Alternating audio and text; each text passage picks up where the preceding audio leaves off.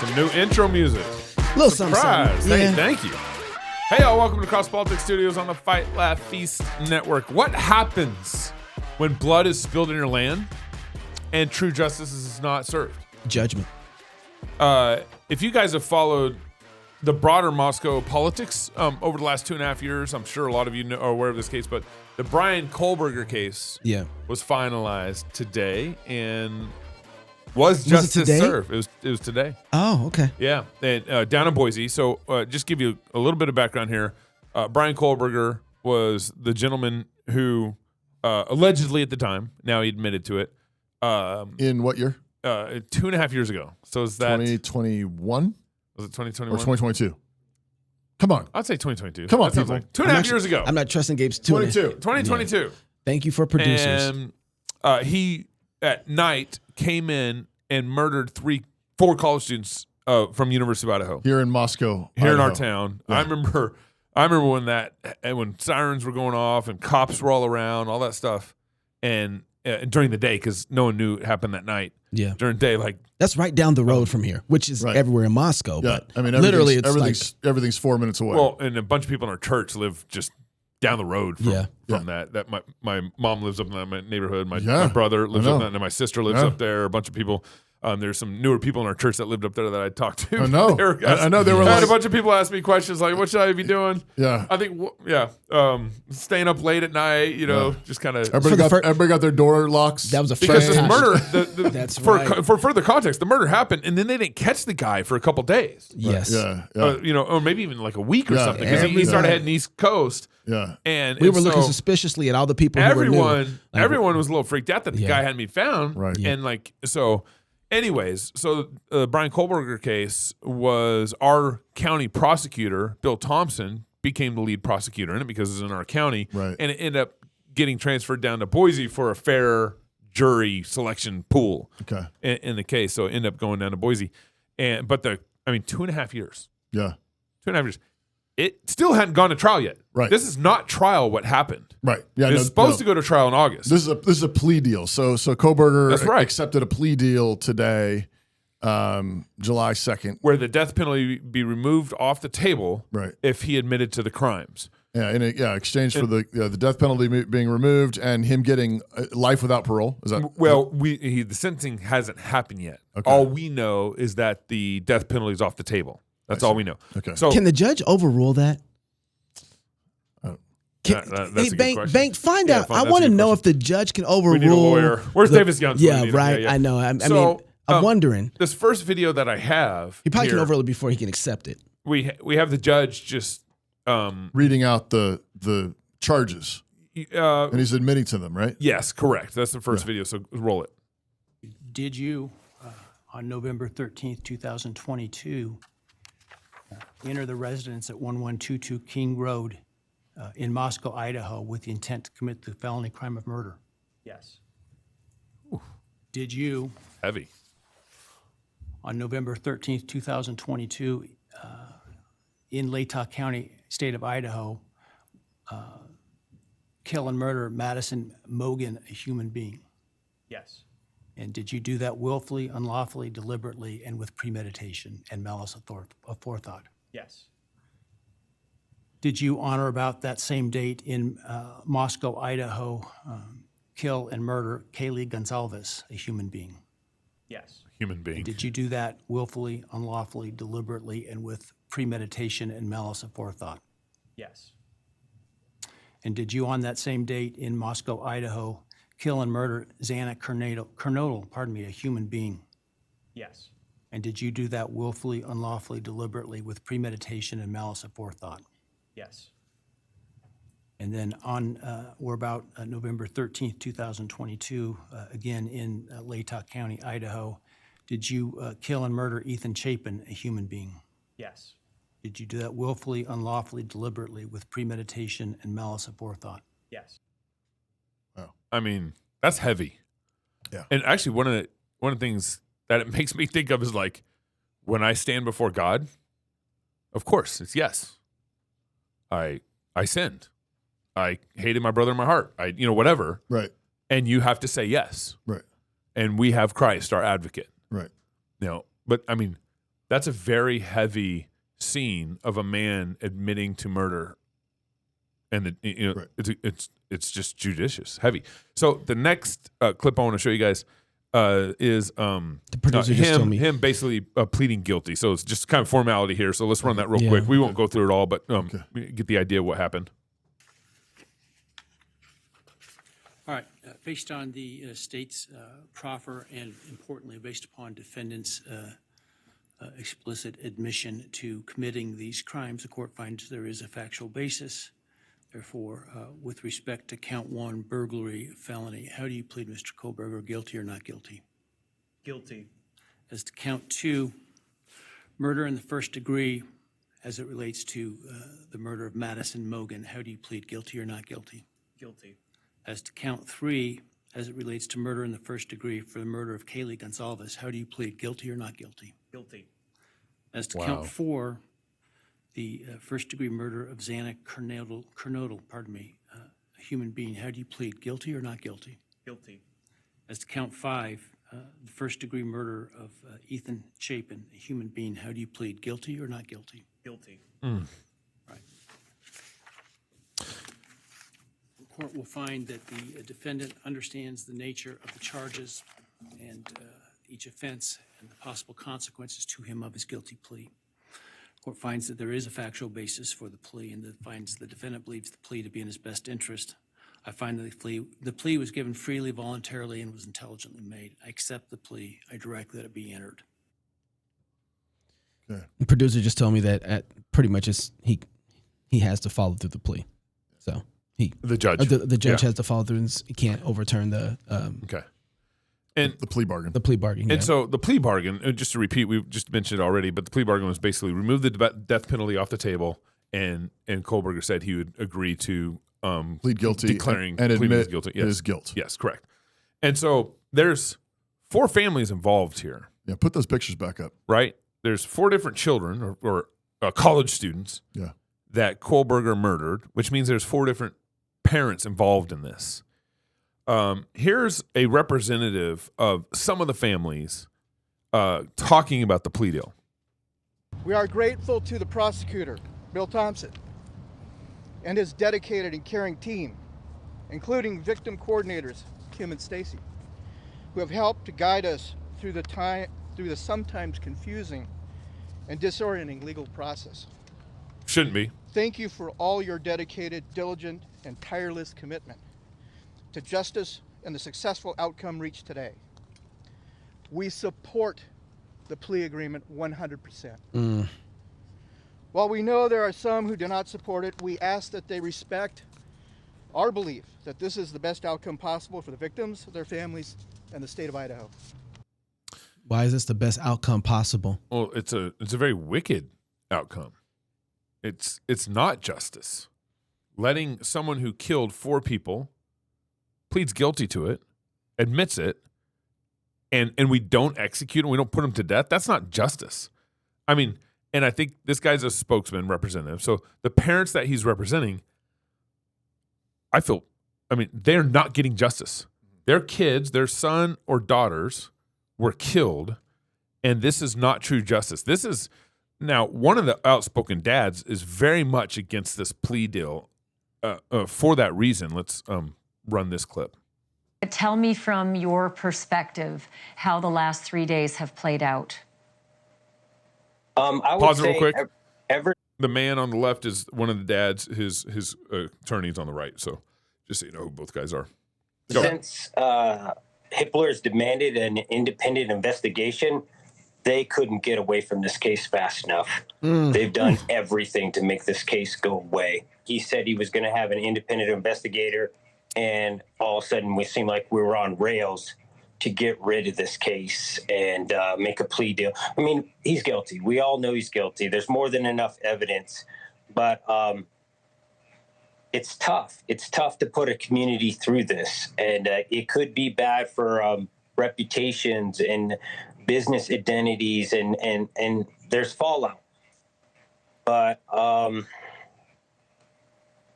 this isn't the will of the victims. This is just one person making a decision, and it doesn't reflect what we were asking for.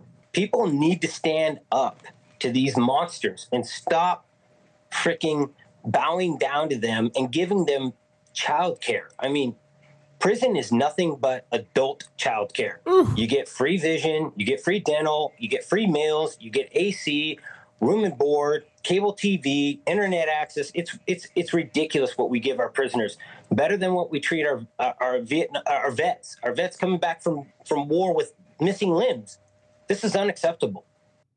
So first off, note that this father is charging with our county prosecutor, Bill Thompson, just wanting to get this case over with as fast as possible. But do they not have enough evidence to convict? I don't understand why you would just want to say. Well, they found blood at the scene from Kohberger. So I think what happened was there's a number of things that started coming out where they found blood at the scene and so forth. There's not even a private investigator from this guy's comments, from the father's comments. Where's the private investigator to at least find the rest of the details? Yeah. Right. So the assumption seems to be that the amount of time it would take to go the full trial, money. It's supposed to start in August. The trial was supposed to start in August. And then as the dad is noting here, maybe just, there's pressure from the community. It doesn't, it's not good for the university. I mean, I'm sure I'm sure there's some parents who, if there was a tough call between University of Idaho and some other university, and this comes out like, I don't know what's going on in Idaho right now. Businesses. You think they're tilting the scales a little? Well, he feels like that. And maybe not in any explicit or nefarious way, but it's just pressure. Just facts. It's just facts. And that's what I hear him saying is like, I understand there's pressure because this is not good for a community. And I think everybody agrees it's not good for a community. The question though is what's worse? Is there anything worse? Not getting justice would be worse for a community. Exactly. And so that's the thing and I think that he's getting at is like this is not justice. If we know that he committed the murders, then the death penalty is justice, because that's and the basic biblical principle for this, which is something that is not often openly and just explicitly explained. But this is an ancient biblical principle of the eye for eye, tooth for tooth, basic justice following the flood.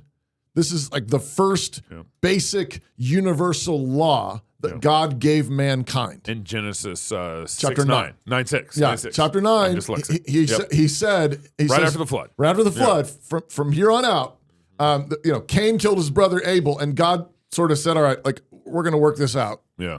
And didn't execute him. He exiled him.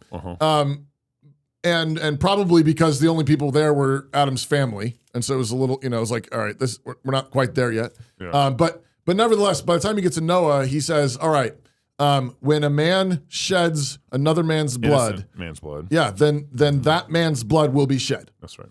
And what you're doing in that is you are affirming the value of that life. That's right. The life that was taken. Exactly, the life that was taken. And when you let someone live who has clearly, beyond reasonable doubt, with witnesses and all the rest of it, has murdered and taken life, and you let that murderer live, you're actually saying that life was not worth that much. Yeah. You are devaluing the life that was taken.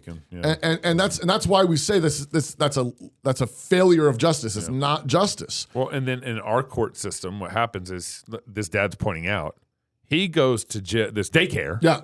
And who's paying for the daycare? We are. The victims. That's right. The victims' parents. Yeah, all of us. All of us, including the victims. Yeah, exactly. Which is the evidence of what you're talking about devaluing life, right? So then we allow for justice not to be fully done and then make the victims pay for it. And they bear part of that penalty. And in a subtle way, we're sort of saying, I mean, it's subtle, but I would say we are saying this, Kohberger's life is actually worth more than the victims. Yeah, that's right.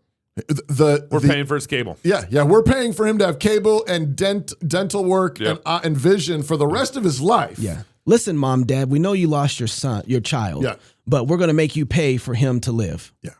That's what they're saying. Yeah. And which is really important. When you talk about the community aspect, which is what the other father is getting at, the gentleman before him, it was really important. He said, hey, you need to respect our position on this. Right. But the thing is that once a murder happens and blood is spilt, we are all involved because God judges the land on how we treat and how we execute justice. If we don't execute justice, we are full justice. The way that God says, we are all now to bear in judgment underneath him because we haven't done it properly. Right. That's right. And this is what the thing with the Israel and the Benjamites, right? They didn't properly execute justice. And then there's a curse on the land because of that. So in Deuteronomy 21, this is the this talks about the idea of the curse being on the land. When there's, and this is talking about an unsolved murder. But it's the same. This is a solved murder. Application still applies. Yeah. So if one be found slain in the land which the Lord thy God giveth thee to possess, lying in the field, and it be not known who hath slain him, then the elders and thy judges shall come forth, and they shall measure to the cities which are round about that is slain. And it shall be that the city which is next to the slain man, even the elders of that city shall take a heifer which hath not been wrought with, and which hath not drawn in the yoke. And the elders of that city shall bring down the heifer to a rough valley which is neither eared nor sown, and shall strike off that heifer's neck there in the valley. And the priests and the sons of Levi shall come near, for them the Lord thy God hath chosen to minister unto him, and to bless the name of the Lord. And by their word shall every controversy and every stroke be tried. And all the elders of the city that are next to the slain man shall wash their hands over the heifer that is beheaded in the valley. And they shall answer and say, our hands have not shed this blood, neither have our eyes seen it. But be merciful, Lord, unto thy people Israel, whom thou hast redeemed, and lay not innocent blood unto thy people of Israel's charge, and the blood shall be forgiven them. So shall thou put away the guilt of innocent blood from among you, when thou shalt do that which is right in the sight of the Lord. And the implication is that, of course, if you know... Yes. Yeah. It's a how much more if you argument. Know, if you know who committed the murder, and then you say, but we are not going to put him to death. We're not going to execute justice. We're knowingly going to insist on him being put in this adult daycare. And we wash our hands for the rest of his life. And we're going to pay for all that care and all the rest of it and all this. How much more so is that blood, not forgiven? How much more is that innocent blood still on the land? Yeah. Well, and here's also the other interesting thing that's happening here is God makes a city responsible. Right. So how much more responsible is Moscow and Idaho and Latah County for not bringing justice? And this is a situation where we don't know who the murderer is. Right. We don't have any witnesses or anything. Deuteronomy 21. Yeah, Deuteronomy 21. And so God's saying, measure whatever city's closer to the situation. That's who's going to take responsibility for it. Exactly. Yeah. You say you don't know. You swear an oath. Right. We are innocent of this blood. Somebody but we will take responsibility for it, and we'll sacrifice a ox for taking responsibility for it. Right. And remember, I mean, we're not an agrarian society. People don't realize this, but it's like that's like one of the most valuable possessions. Yeah. It's a workhorse. So I mean, it's like this is not a mild thing. It's not like everybody's got oxen and they don't mind. It's like you're taking a brand new ox that's not been used before. That's probably 10 years of value. Whatever. Huge amount of value, and you're gonna go chop off its head. Yeah. And sacrifice. And there's the blood that was shed. Blood is shed. Yeah, that's right. And this establishes a basic principle of justice. It's like shedding blood for blood. Yeah, there's always going to be blood shed. That's right. For blood that has been shed. Yeah. This is an instance of an unsolved murder. We don't know who committed this murder. Right. But if you knowingly refuse has to be to worse. shed the blood, then how much greater? Then how much greater is that blood? Right. So this isn't just an Idaho problem. No. Yeah. This is right now an American problem. Our whole nation. It's a big problem in Idaho. We'll get there. Yeah. But this problem is something that permeates America with the death penalty. Do we have the... It is the duty of the free man to resist tyranny at every turn. Every man will either watch his freedom stripped away or take action to protect what he loves. Introducing the A3, the newest revolutionary body armor from Armored Republic. The A3 is the new standard for lightweight multi-hit body armor. A3 plates are incredibly light at 4.6 pounds. The patented design captures fragmentation while remaining multi-hit capable. The A3 will stop up to M80 ball, yet comes in at only 0.7 inches thick. The A3 is the thinnest NIJ .06 compliant or certified composite standalone plate that includes the drop test. The A3 is the first of its kind, patent pending, that combines an alloy strike face with polyethylene backing, revolutionizing body armor technology by providing strength and durability while remaining sleek and maneuverable. The A3 is the new standard in lightweight body armor. The fight against tyranny just got stronger.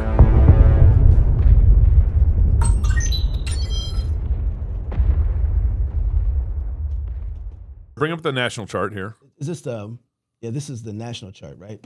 Yeah.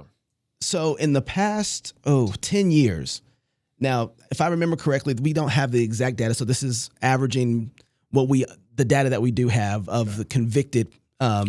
So this These is are first degree murders. convicted murder convictions in orange, Yes. and you could barely see So the hold yellow. on, but for people who are listening, there's been in the last 10 years we have 275,000 convicted murderers. That's in just the last 10 years. This is in the last 10 years, and we've had 230 executions Right. in the last 10 years. in the last 10 years. What's the percentage of that? it- What do we 0.08? Was it It's 0.08 .0 something. Zero. Yeah.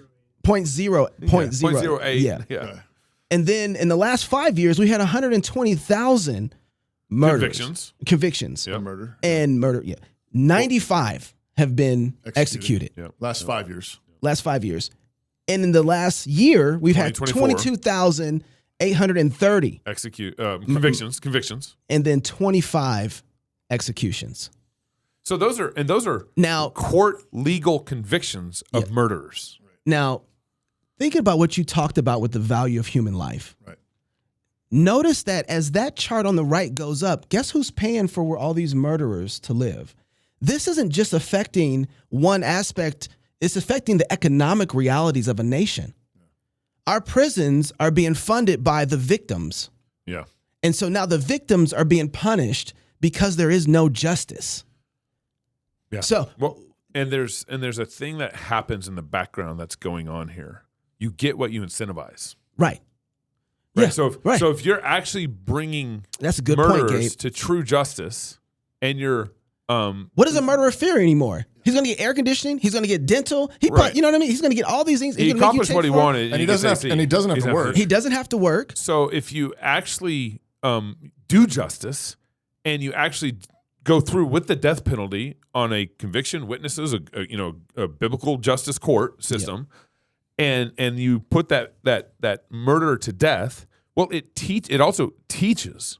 Yes. It teaches others not to do that. Yeah, here's what you can't do. You get what you incentivize. You can't kill people. And you can't kill people, right? Yeah, but it's worse. The Bible says it's actually worse than that. It's not just An that incentive system. Yeah, it's not just that people are like, I can get away with murder, and then I get, I get free air conditioning. That's right. In Ecclesiastes chapter 8, verse 11, it says, because sentence against an evil work is not executed speedily. Yeah. So you've got both the actual just sentence, but also the speed. Yeah. Therefore, here we are, 2.5 years. Therefore, the heart of the sons of men is fully set in them to do evil. You incentivize it to do evil. Right. So when you do not execute justice speedily, you are actually teaching people that to set their hearts on evil. Yeah. I can do this. This is fine. Yeah. Yes, right. There's and so And in So the process, this is, it's going to go here. We're 2.5 years into this. It's not even a trial yet. And if it goes to trial, how long is the trial going to last? And then let's say he actually gets convicted of the death penalty. Yeah. How long is it going to take him to get the death penalty? It could be 5 years, 10 years, all these, other political appeals that they could do in the process. It could be 20 years before they actually get the death penalty. So justice, even if he gets convicted, right, the penalty could take 20 years. There's a conversation happening about whether or not the civil magistrate is supposed to be discipling the nation. Hello. Justice is discipleship. In righteousness, right? This is why you need to come to our school wars, is because justice is discipleship. This is God's standard, right? Like, you shall not kill. The civil magistrate is a deacon. Right. They have the sword. in order to be able to disciple people not to do this thing. That's right. Right? Otherwise, they're incentivizing it. Right. Like you were talking. This is a silly conversation around the idea, well, is a civil magistrate supposed to be disciple? Yes, they are. Right? Is he not God's minister of justice? Yeah, that's right. Romans 13. Romans 13, people. I mean, he is God's minister for justice, for good. He serves God. Yep. If you're a civil magistrate, I don't care if you're an atheist, you shouldn't be a civil magistrate. You shouldn't be. Yeah. Muslim, Jew, whatever. Yeah. Like, you're sitting in a seat that is authorized by the Lord Jesus Christ, and you're required by him to obey him in your work. Yeah. That's the argument for why we should have Christian magistrates, exactly. because all the non-Christian ones are going to do a terrible job. That's dot the end. So, right wing watch, grab that clip. A lot of our state constitutions require you to believe in God to run for office. Right. Yeah, which it's still on the books in Texas. I don't know where it's at in Idaho. We're not sure which God, but So that should tell you in a lot of ways. They knew it was the Christian God when they wrote the law. They should have been more specific, but it was the Christian God. Well, that should tell you in a lot of ways who's actually running things, because we're not getting justice. I wouldn't expect someone, right, who is not a Christian, to be able to actually follow through with what God, because they've already rejected the standard. Justice is an inherently moral virtue. Justice is an inherently moral, it's morally charged. Yes. And as soon as we talk about a moral code, we're talking about ethics, we're talking about a standard. Right. Yep. And as soon as we're talking about a standard, we're talking about where did that standard come from? Yeah. What is the origin of that standard? If we all evolved over millions of years from monkeys and pond scum, then your moral standard can change. It's whatever you want it to be. It can morph. It can evolve. Yeah. But if there is a living God who created the heavens and the earth, and he has spoken and he has revealed his justice to us in things like, the 10 Commandments. And he said, if someone takes a life, their life should be taken. Yeah.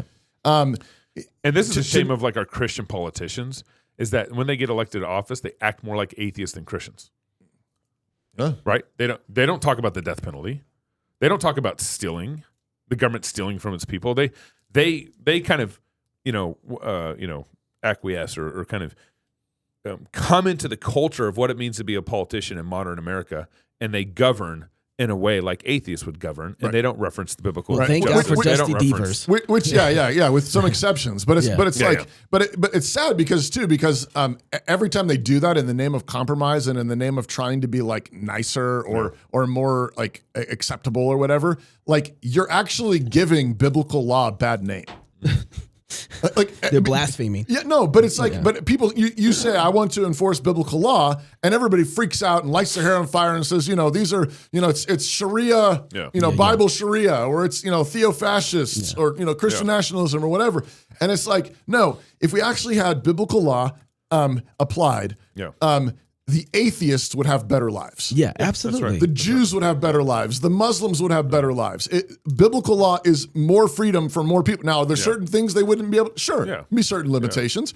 No mosque. But I would say, one of the chief things I would say is, but you'd get to keep a lot more of your hard-earned money. Well, like the government stopped stealing from you. But their worldview is bondage anyway, though. What's that? Their worldview is bondage anyway, so it's freeing them to be freer. Right. Yeah, it's like how's man's law working out for you? Not so good. We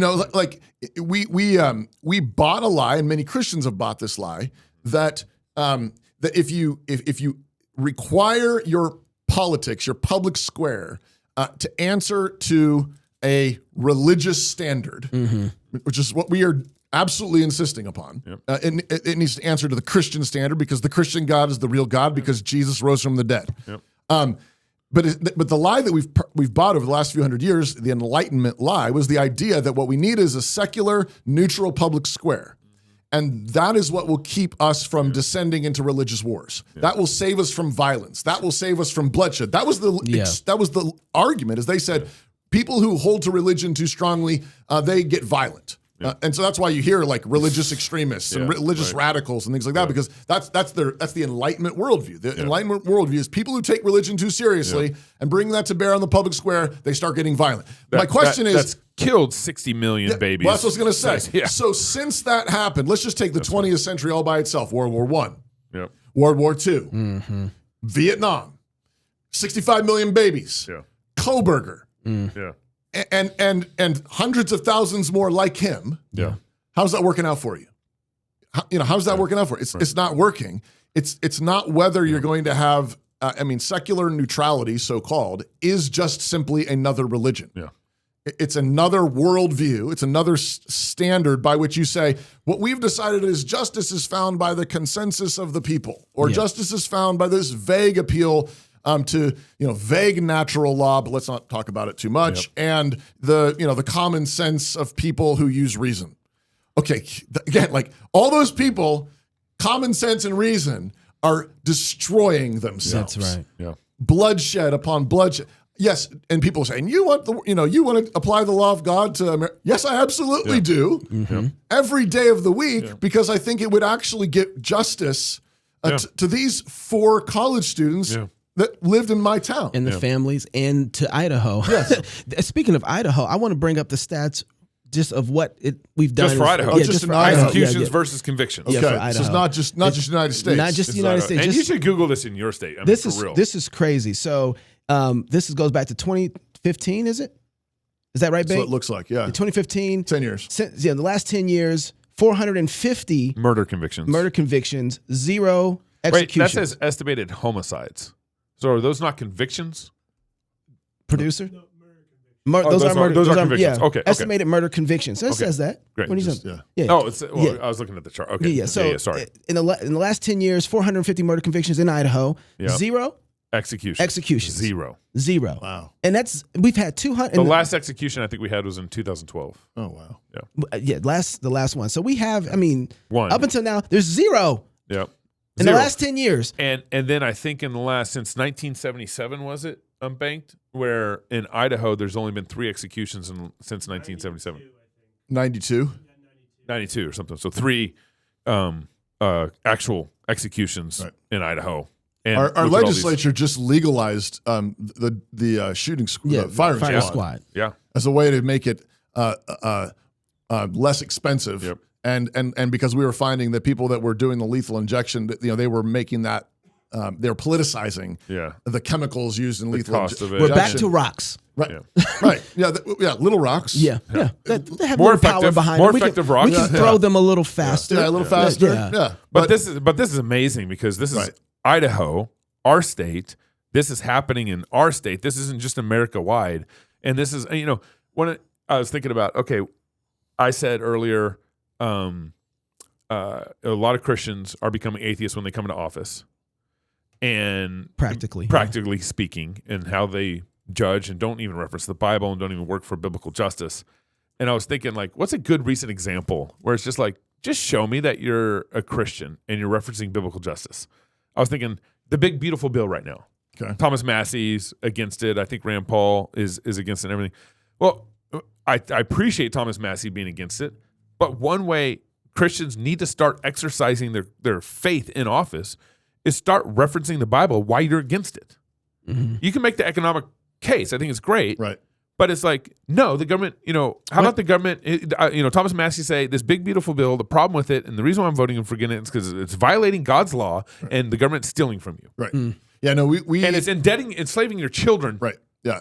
No, I'm super grateful for the growing conversation surrounding all of this. Mm-hmm. I mean, there have been a tiny, just tiny fraction of people.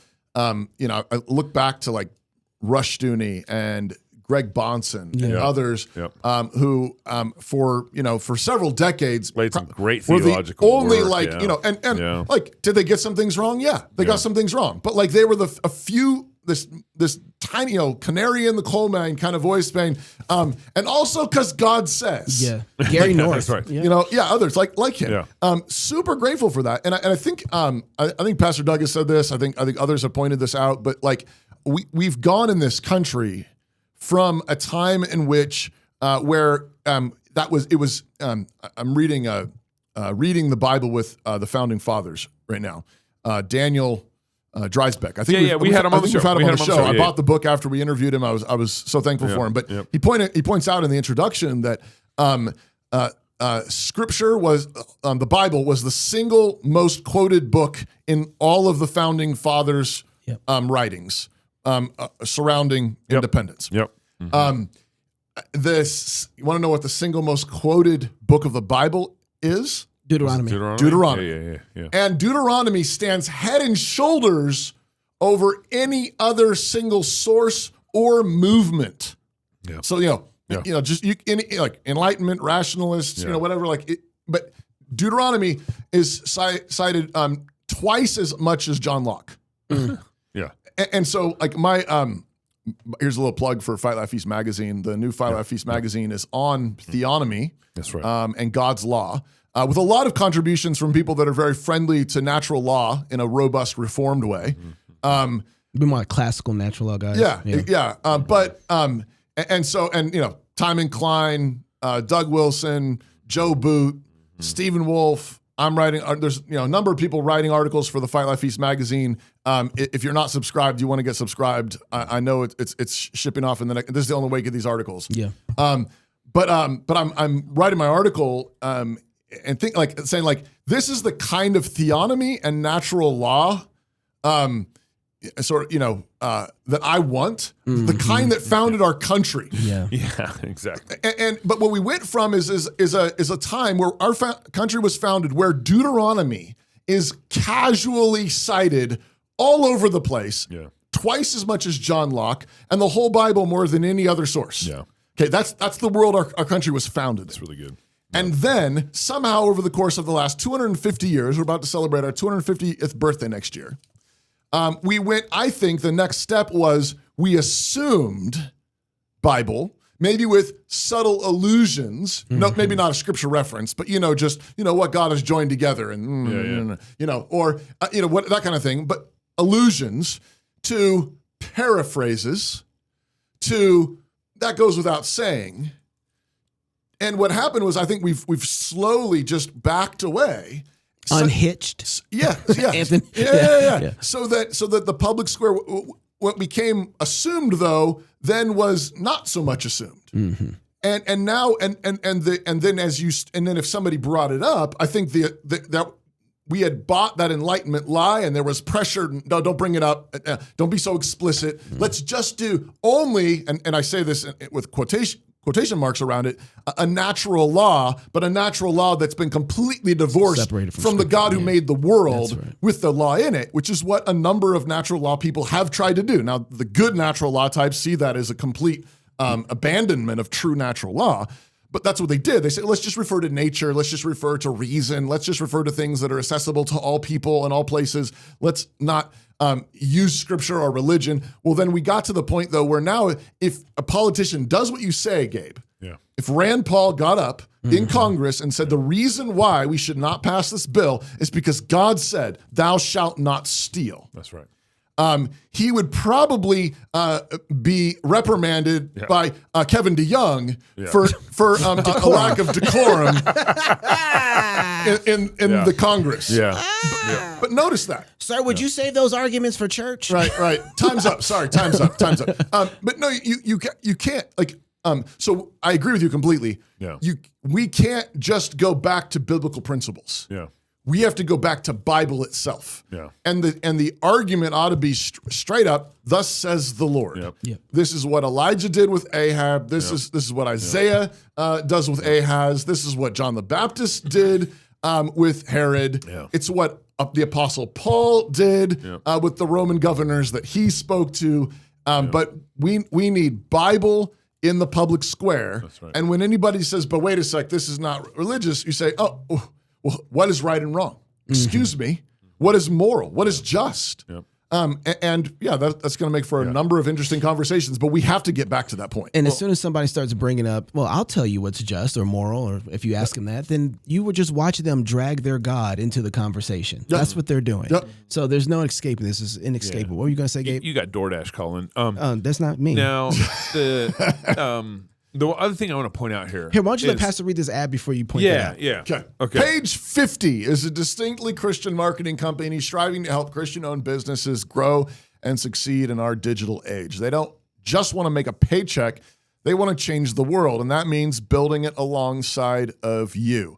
The mission is bigger than just Sunday. Page 50 wants to help Christians recapture the work week, economic and political influence, and the public square. Page 50 doesn't work with just anybody, but if you're a believer, they want to work with you. Visit page50.com. Again, that's the word page and the word 50, PAGEFIFTY.com, and see what they can do for you. That's page50.com.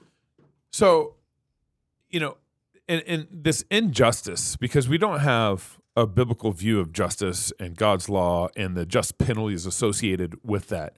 I mean, it really is a upside down system in a lot of ways, where it's like the little guy gets reamed through the whole process. The little guy gets the worst of it, and for example, the murderer. I mean, he gets AC and a life of not working and a life of it's not great in prison, but it's way better than death penalty.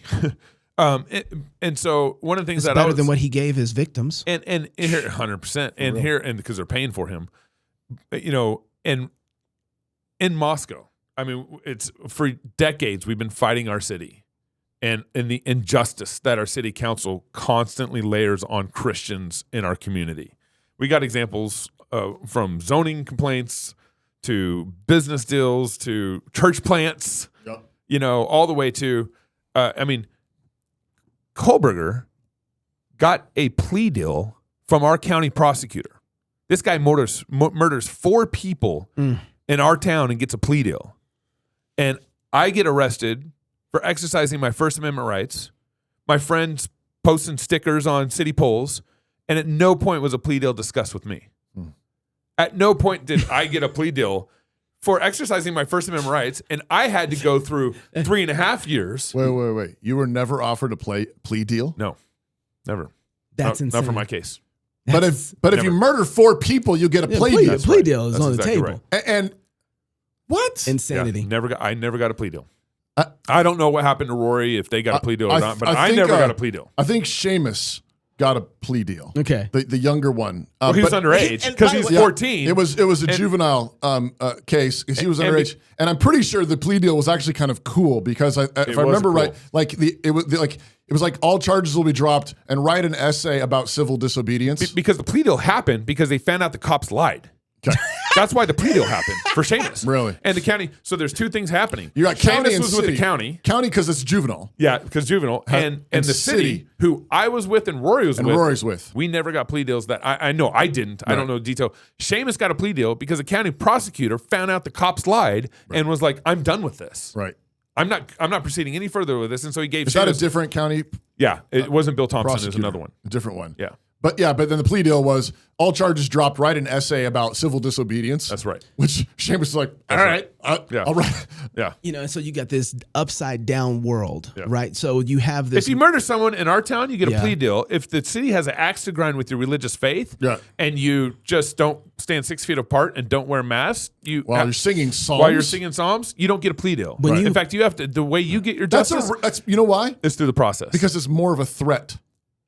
That's right. That's basically what they're saying. Yeah. And murder is less of a threat because he's going to be in jail. And there's a sense in which I agree with them. Yeah. because this a secular hippie utopia, which is what the spirit of our city, the old spirit of our city is. Yes, that's right. It is, we want to smoke pot and we want to hang our stupid Hindu flags and do war protests. Yeah. And we want to celebrate sodomy and abortion. Like that's the old, they think that Portland and Seattle are the height of modern civilizations.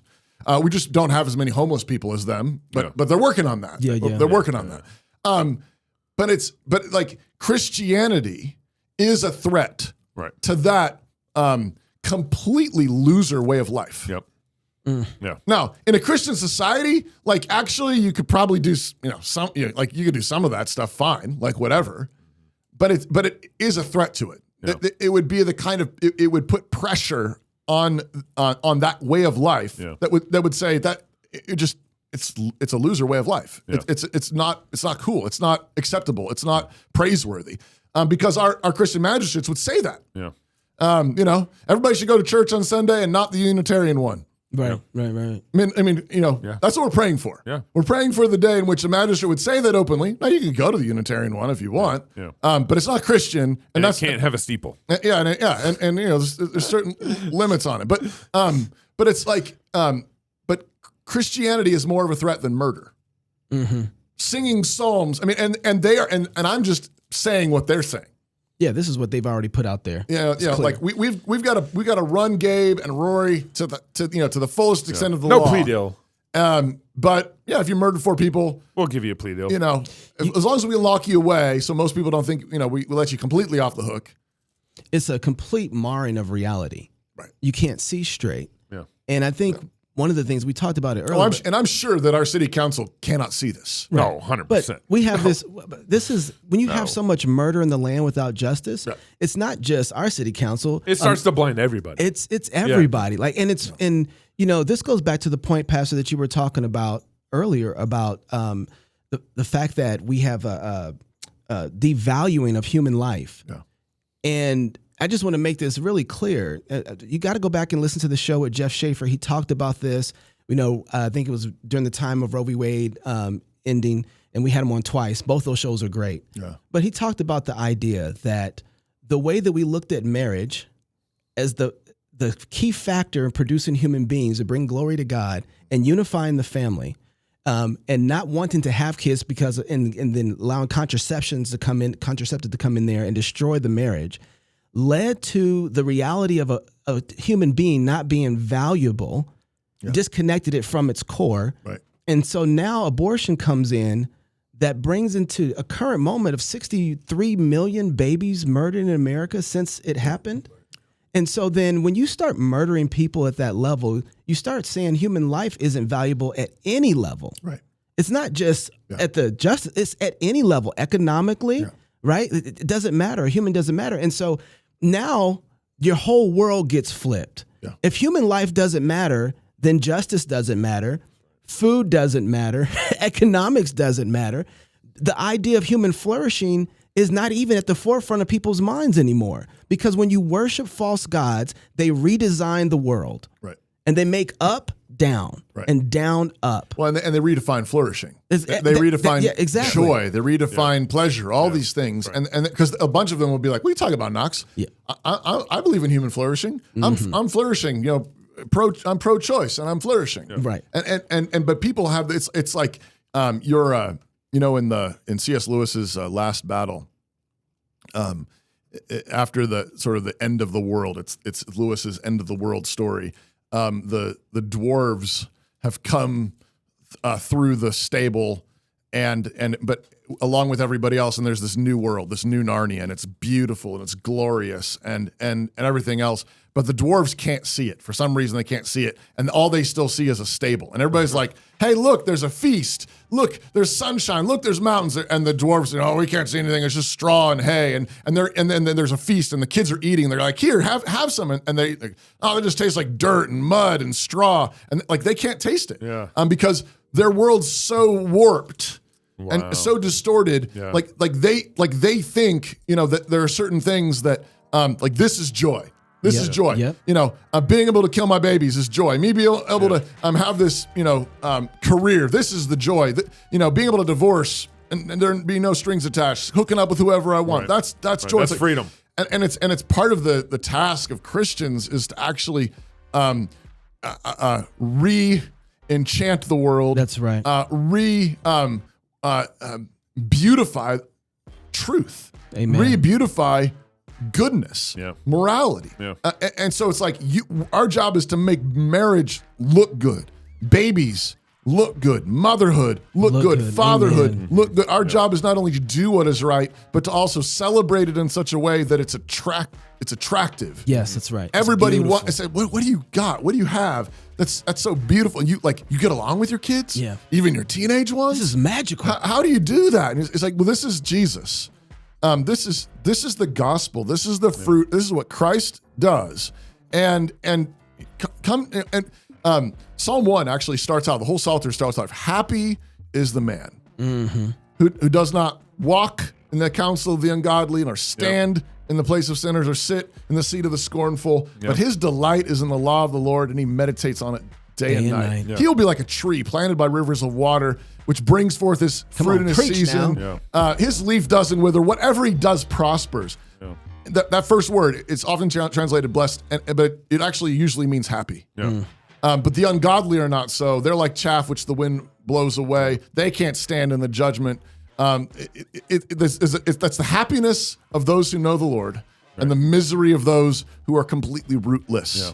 Either you're rooted in Christ and you bear his fruit, and it's all mercy, it's all grace, and the invitation is come, eat with us, feast with us, joy with us, or misery. Yeah. So if you're single, get married. If you're married, have you some kids. And if you have kids, go baptize them. Until tomorrow, love God with all your heart, soul, mind, and strength. Love your neighbor as yourself. Go fight, laugh, and feast. This is Cross Politic.